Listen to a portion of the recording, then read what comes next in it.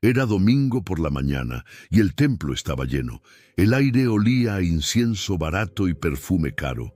En las primeras filas, una mujer de cabello gris sostenía entre sus manos un rosario gastado. Sus labios se movían sin sonido, como si cada palabra fuera un secreto que solo Dios debía escuchar. Rezaba por su hijo enfermo, por su nieta sin trabajo, por el pan de la semana siguiente. Rezaba con los ojos cerrados, creyendo que al otro lado del altar alguien la estaba escuchando. Lo que no sabía era que, detrás de esa pared, 3 hombres contaban billetes en silencio, con la precisión de un banco. Mientras ella pedía un milagro, ellos hacían el balance del día anterior. Mientras tú rezas, otra persona está contando el dinero. La fe, decían, era la mayor inversión. Siembra con fe y cosecharás milagros. Era el lema pintado en letras doradas sobre el escenario, justo encima del pastor, que vestía un traje de 3 piezas y un reloj más caro que el coche de la mayoría de los fieles. Cada palabra suya era medida, cada pausa, calculada. Sabía cuándo levantar la voz, cuándo hacer llorar, cuándo prometer. Había estudiado el arte de mover emociones, y la gente, cansada, desesperada, lo escuchaba con el alma abierta, porque cuando el corazón tiene hambre, cualquier palabra que brille parece verdad. Él decía que Dios hablaba a través de él, que las bendiciones venían en proporción al sacrificio y que la ofrenda era la llave que abría las puertas del cielo. Nadie se atrevía a dudar. ¿Quién cuestiona al hombre que promete esperanza? Pero si alguien hubiera mirado de cerca, habría visto lo que las luces ocultaban, la mirada vacía del que no cree en lo que dice, solo en lo que cobra, porque la fe se volvió espectáculo, y el espectáculo, empresa. Y mientras los fieles cerraban los ojos para sentir a Dios, Él abría los suyos para contar cuántos habían pasado el sobre. El templo se había transformado en un teatro, y el púlpito en una caja registradora disfrazada de altar. Cada aplauso era una transacción, cada lágrima una inversión emocional y cada oración una oportunidad. No era maldad, era costumbre. Nadie recordaba cuándo empezó, solo sabían que así debía ser, que dar era un acto de fe, aunque no supieran a dónde iba el dinero. La transparencia era un lujo que la fe no exigía. Bastaba con creer, y creer en ese lugar significaba pagar. Una mujer joven, con su bebé en brazos, colocó lo poco que tenía en la canasta. No era mucho, pero lo hacía con miedo. Miedo a que si no daba, algo malo pasara. Miedo a ser menos bendecida, menos vista, menos amada por Dios, porque eso es lo que le enseñaron. Que la fe sin ofrenda está incompleta, que el amor divino se mide en billetes. Y así, la fe se convirtió en moneda, el miedo en interés y el silencio en complicidad. Afuera, el sol caía sobre la fachada dorada del templo. Adentro, las oraciones subían, y el dinero también. Lo más irónico es que ninguno de ellos se sentía engañado. Creían participar en algo sagrado. Nadie les explicó que Jesús nunca pidió dinero, ni levantó templos, ni vendió milagros. Él hablaba con los pobres, no les cobraba entrada. Caminaba descalzo, no sobre alfombras rojas. Pero el tiempo cambió los lenguajes, y donde antes había amor, ahora había logística. Donde había fe, ahora hay administración. Y la oración, que antes era diálogo, ahora es depósito. Hay algo profundamente humano en esa escena. No se trata de juzgar, sino de mirar sin miedo. Todos, en algún momento, hemos rezado por algo. Todos hemos cerrado los ojos esperando una señal, un alivio, una respuesta. Pero a veces, mientras uno reza, otro calcula. Y la distancia entre ambos mundos se mide en dinero. Unos buscan a Dios, otros buscan ingresos. Unos lloran por esperanza, otros sonríen por ganancias. Y el milagro, si ocurre, no siempre cae del cielo.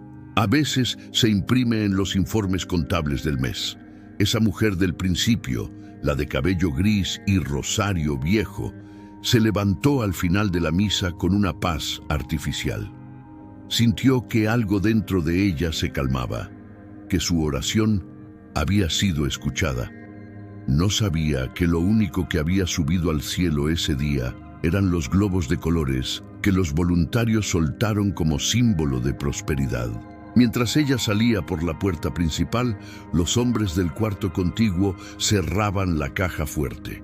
Había sido un buen domingo. Dios proveyó, dijeron, y rieron, porque al final ese es el milagro moderno. No la multiplicación de los panes, sino la multiplicación de las donaciones. No el perdón, sino la recaudación. Y aunque suene cruel, es real. El dinero es el nuevo incienso, el humo que sube antes que la fe. Y lo más triste no es que algunos lo sepan, sino que muchos lo sospechan, pero prefieren no mirar, porque mirar duele más que creer. El precio de la fe nunca viene escrito en el boletín de la iglesia. Nadie lo anuncia en la pantalla gigante. Nadie lo menciona cuando hablan de amor, misericordia y milagros. Se habla de siembra, de ofrenda, de acto profético, pero casi nunca se usa la palabra que de verdad sería honesta, pago. Porque, aunque lo disfracen, muchas veces no te invitan a confiar, te invitan a financiar. En esa misma iglesia, donde la mujer del rosario se fue con el corazón medio aliviado, la reunión no había terminado de verdad. Lo que para los fieles era culto, para otros apenas era primer turno. Detrás, en la oficina, el pastor revisaba el sobre especial, el de los hijos del pacto, los que dan más, los que tienen asientos reservados, los que son llamados por nombre desde el altar. No son mejores creyentes, solo aportan más al sistema. Y aunque jamás lo digan así, todos lo sienten. En esa iglesia, la fe tiene categorías. No empezó de un día para el otro. Al principio era solo una colaboración voluntaria. Luego, alguien sugirió diferenciar a los que sostienen la obra con mayor compromiso. Después vinieron los eventos exclusivos, los retiros solo para empresarios del reino, las cenas privadas con el pastor. Poco a poco, sin que nadie lo nombrara, la línea se dibujó sola. Los que pagaban más se sentaban más cerca del hombre de Dios. Y la presencia divina, curiosamente, siempre parecía bajar primero a las primeras filas. Mientras tanto, en las últimas bancas, la gente contaba monedas, no para comprar pan, sino para no quedarse sin dar nada. Porque el miedo a quedar mal con Dios era más fuerte que la vergüenza de pedir fiado en la tienda del barrio. Te dicen que Dios ve el corazón, pero el sistema solo ve el sobre. Y así, una madre soltera deja de comprar frutas esa semana para no llegar con las manos vacías al altar. No se lo exigen con palabras, se lo exigen con miradas, con frases soltas como «el que no da, no confía de verdad». Es sutil, casi imperceptible. Nadie apunta una pistola espiritual a tu cabeza. Nadie dice «si no das, estás fuera». Lo hacen con historias de testimonios de prosperidad, con gente que sube al escenario a contar cómo, después de sembrar todo su sueldo, Dios los bendijo con un trabajo mejor. Nadie cuenta la historia de los que sembraron todo y no pasó nada. De los que ficaran más endeudados, más frustrados, más culpables. Esas historias no venden fe, así que se quedan sentadas en silencio, en las últimas filas. Y ahí está el truco. El precio de la fe no se paga solo con dinero, se paga con culpa, con la sensación de que nunca es suficiente, de que Dios siempre te mira con una ceja levantada, esperando que demuestres un poco más de entrega. Si estás enfermo, tal vez fue porque no diste con alegría. Si no conseguiste el empleo, tal vez tu ofrenda fue mezquina. Si tu matrimonio está en crisis, quizá no has honrado al ungido. Así, cada problema de la vida se convierte en recibo vencido. Y cada vez que algo da errado, en lugar de preguntarse qué pasa de verdad, la gente corre al cajero automático espiritual. el altar. En la pared del fondo un versículo gigante: Dios ama al dador alegre. Nadie explica que ese texto no hablaba de diezmos obligatorios ni de cuotas mensuales, sino de generosidad libre. Nadie dice que el mismo Dios del que hablan también defendió al pobre, luchó contra la opresión y se enfureció cuando el templo se volvió mercado. Es más fácil recortar un versículo, pegarlo en vinilo y usarlo como eslogan motivacional. Más fácil convertir una frase sagrada en herramienta de marketing que enseñar a la gente a pensar. Con el tiempo, los fieles aprenden las reglas invisibles. Saben cuándo levantarse, cuándo aplaudir, cuándo llorar. También saben que hay domingos normales y domingos especiales, esos en los que el pastor anuncia que Dios está pidiendo algo más profundo hoy. Curiosamente, ese algo más profundo casi siempre coincide con una nueva construcción, un nuevo proyecto, un nuevo equipo de sonido. Dios, parece, tiene un gusto exquisito por las reformas edilicias. Mientras tú rezas, otra persona está contando el dinero. Y mientras cuentas el dinero, alguien más está calculando cómo hacerte sentir que nunca es suficiente. No porque te odien, sino porque el sistema se alimenta de tu miedo. Un miedo suave, envuelto en música bonita, luces cálidas y palabras de amor. Pero sigue siendo miedo. Miedo a no ser bendecido, a quedarse fuera, a ser señalado como frío, rebelde o sin compromiso. Sin embargo, en algún lugar del templo siempre hay una grieta, alguien que empieza a notar. A lo mejor eres tú, ese momento en que ves a la mujer del rosario dar lo que no tiene, mientras el pastor muestra su nuevo coche na saída del culto. Ese instante en que escuchas la palabra sacrificio desde la boca de alguien que no sabe lo que es elegir entre pagar la luz o comprar leche. Ese segundo incómodo en el que te preguntas en silencio: ¿de verdad Dios necesita todo esto? ¿De verdad el cielo usa billetes humanos como moneda? Esa pregunta, pequeña y silenciosa, es peligrosa. Porque el día en que te atreves a hacerla, el precio de la fe cambia de lugar. Deja de ser algo que pagas hacia afuera y se convierte en algo que te deben explicar. De pronto, ya no estás dispuesto a entregar tu dinero sin saber a dónde va, ni tu culpa sin saber quién la sembró. Y ahí, exactamente ahí, es donde empieza otra historia, la del momento en que la oración deja de ser un recibo y vuelve a ser un diálogo. Pero para llegar a ese punto, primero hay que mirar de frente la verdad incómoda. Durante años nos enseñaron a negociar con Dios como si fuera un banco. Nos enseñaron a invertir en el reino como si el reino tuviera interés compuesto. Y nos acostumbramos tanto a esa lógica que olvidamos la pregunta más simple de todas. Si el amor de Dios es incondicional, ¿por qué parece que siempre viene con factura? En algún punto, la frontera entre lo sagrado y lo rentable desapareció. Lo que antes era un altar, ahora parece una sucursal. Ya no se escucha el silencio de la oración, sino el zumbido de las máquinas contando billetes detrás de los escenarios. El eco de los cánticos se mezcla con el sonido de las transferencias electrónicas, los QR en pantalla gigante, los sobres con nombres, las promesas de doble bendición para los que den ahora. La fe se volvió digital, automatizada, eficiente. Hasta el Espíritu Santo tiene código QR. Y lo más inquietante no es que haya dinero, sino lo que el dinero hace con la idea de Dios. Cuando el alma se acostumbra a pagar por lo sagrado, empieza a confundir valor con precio. Empieza a creer que todo lo que no cuesta dinero carece de poder. Que la oración sin donativo es débil.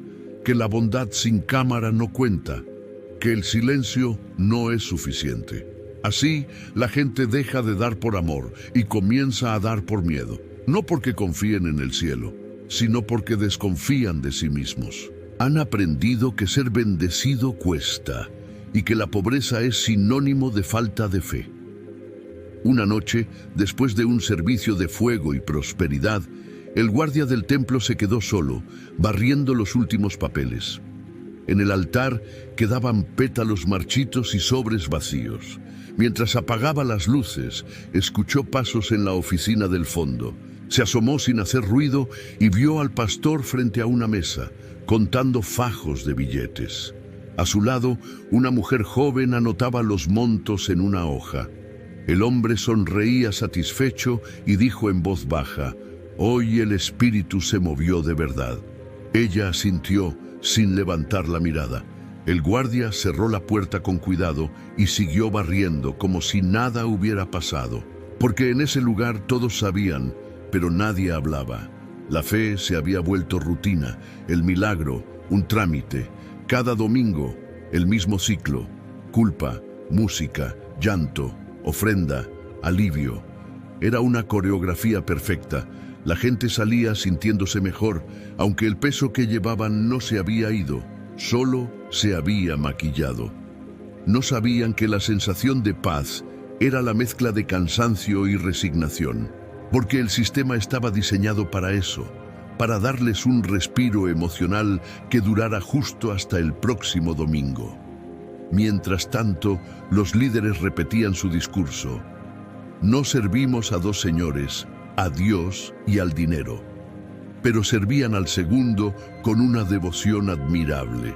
Las cuentas bancarias crecían más rápido que la fe de los fieles. Las paredes se llenaban de pantallas, los púlpitos de luces, los templos de merchandising. Dios tenía logo, lema y tienda online. Y en medio de todo ese ruido, el mensaje original se desvanecía como una voz lejana en el desierto. Un día, un joven del coro decidió hacer una pregunta inocente: «Pastor, ¿qué se hace con todo el dinero que entra?». La sala quedó en silencio. El pastor sonrió con esa calma que se aprende en los seminarios de liderazgo y respondió: «Hijo, si dudas de la administración, estás dudando de Dios».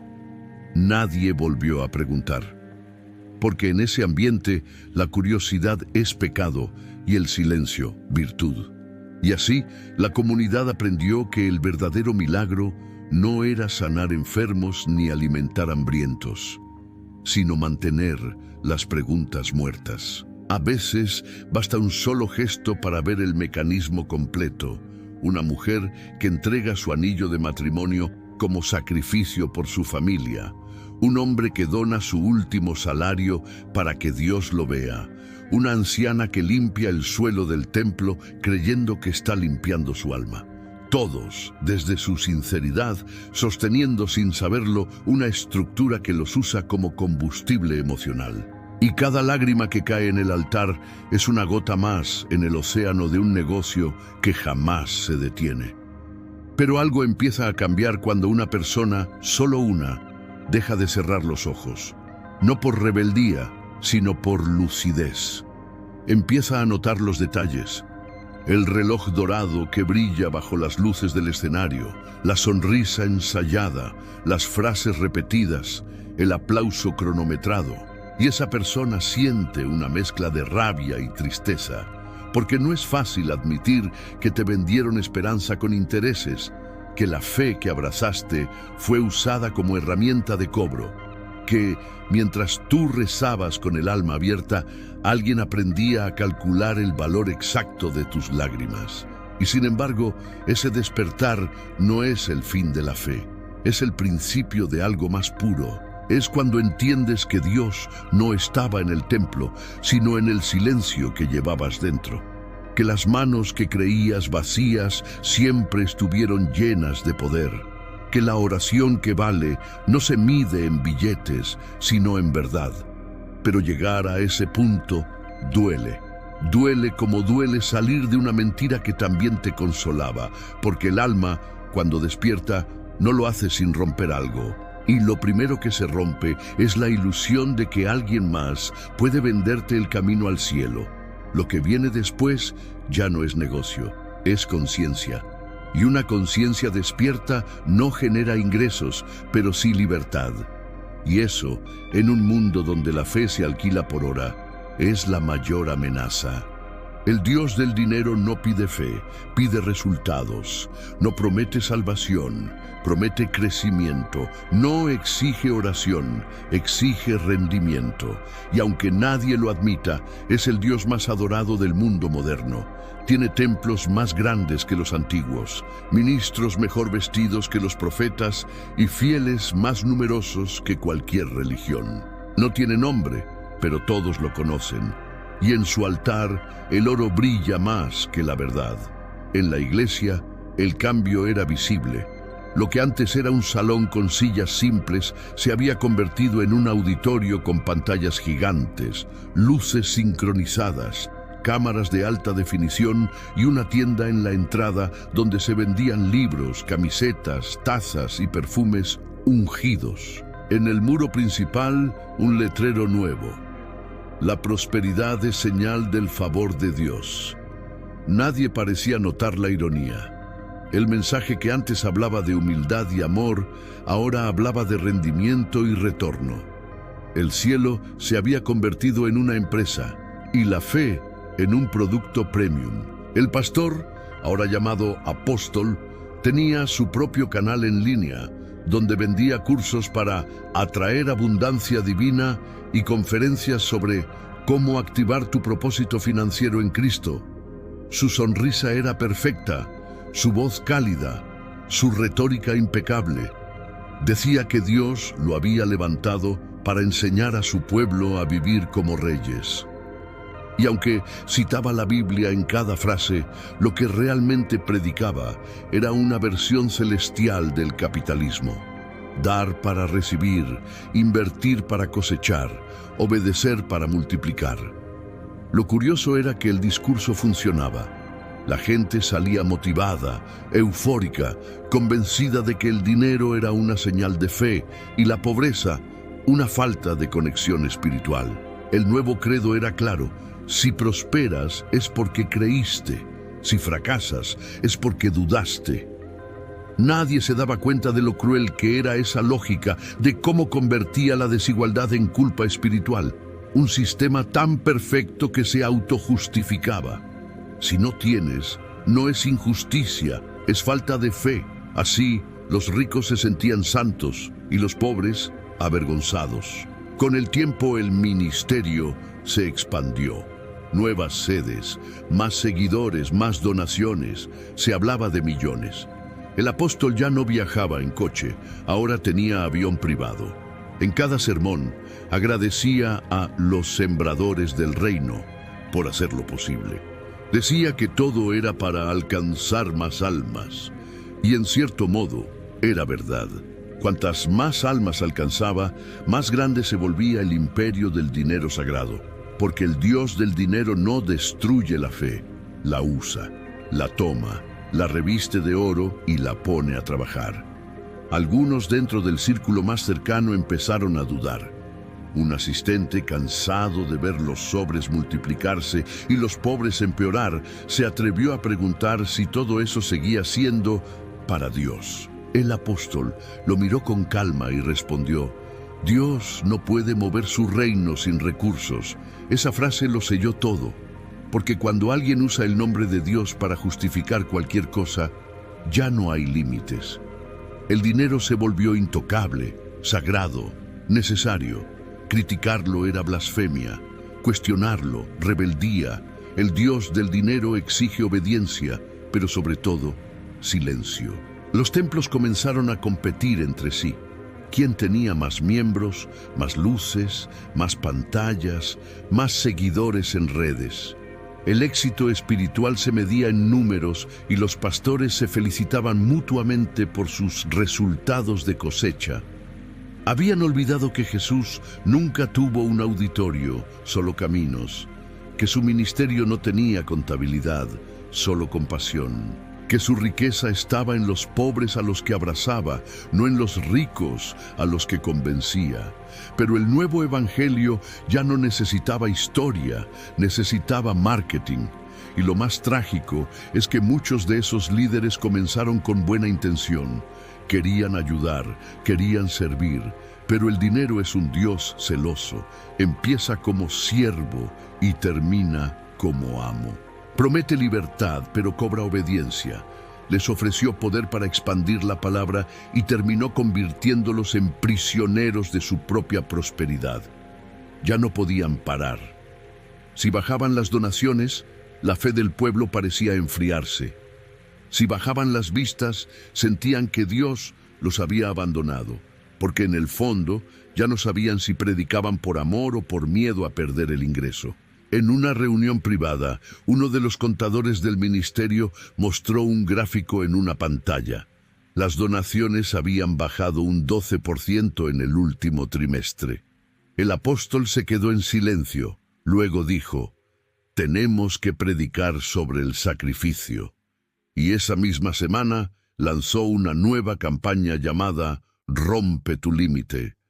Prometía que quienes dieran su mejor ofrenda verían milagros en 30 días. Los testimonios falsos llenaron las redes y el ciclo continuó, más brillante, más grande, más vacío. El Dios del dinero nunca se presenta como enemigo.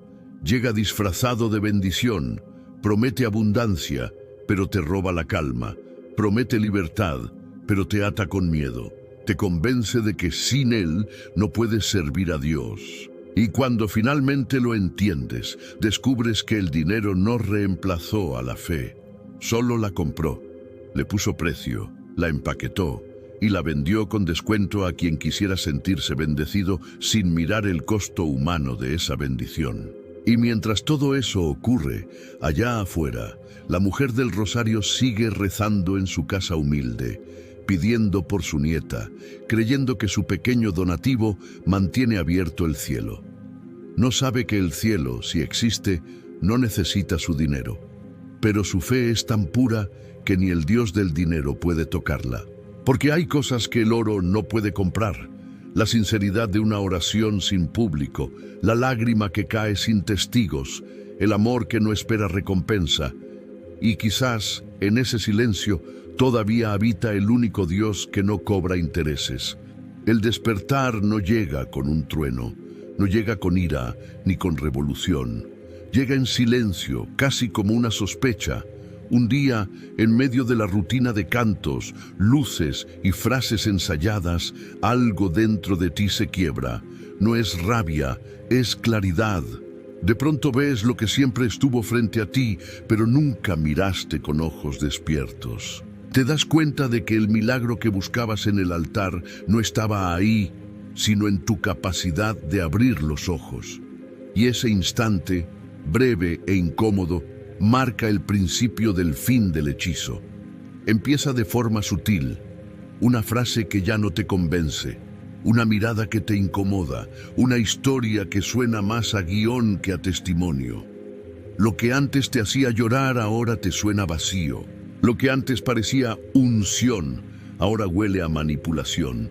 Y no entiendes por qué. Te dices a ti mismo que estás siendo frío, que estás perdiendo la fe, que algo anda mal en tu corazón. Pero lo que anda mal no está en ti, está en lo que te hicieron creer. ¿Recuerdas las veces que diste lo que no tenías? Las veces que te sentiste culpable por no sembrar lo suficiente. ¿Recuerdas cómo te enseñaron a asociar la pobreza con pecado, la duda con debilidad, la obediencia con salvación?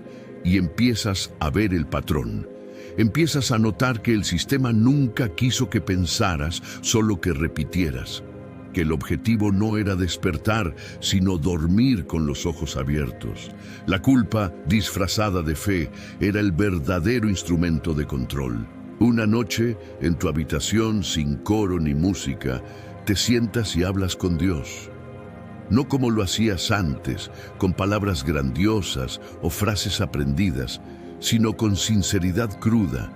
Le dices que estás cansado, que no entiendes, que no sabes si Él siquiera escucha.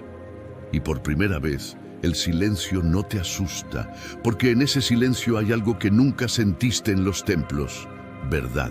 Te das cuenta de que no necesitas luces para hablar con lo divino, que el espíritu no vive en edificios con pantallas LED, sino en el espacio que hay entre tus pensamientos.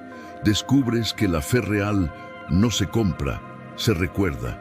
Y cuando lo recuerdas, algo cambia para siempre. Empiezas a mirar el mundo con una mezcla de tristeza y libertad. Te das cuenta de que muchos siguen dormidos, repitiendo oraciones vacías, entregando dinero con los ojos cerrados. Y no los juzgas, porque tú también estuviste ahí. Sabes que el miedo es un amo paciente y que la esperanza, cuando se vende, se vuelve adictiva. Quisieras gritarles la verdad, pero entiendes que cada quien despierta a su tiempo. Algunos nunca lo harán. Otros, cuando vean que sus bolsillos están vacíos y su alma también. Un día, vuelves a pasar frente a la iglesia. Ya no te atrae. Ves la fachada iluminada, la música alta, la gente con las manos levantadas y sientes un nudo en el pecho. No de rabia, sino de compasión. Porque sabes que muchos de los que están ahí no buscan dinero, buscan alivio. No buscan poder, buscan paz. Pero el sistema aprendió a vender paz en cuotas. Les ofrece consuelo de domingo y culpa de lunes. Y mientras tanto, los que cuentan el dinero siguen sonriendo desde sus oficinas, creyendo que gobiernan sobre las almas, sin notar que ellos también son esclavos. Porque quien vive del miedo ajeno termina preso de su propio vacío. Empiezas a hablar con otros fuera del templo. Gente que también se cansó, que también sintió la grieta. Algunos te cuentan que fueron expulsados por cuestionar la autoridad espiritual. Otros que perdieron amigos por dejar de diezmar.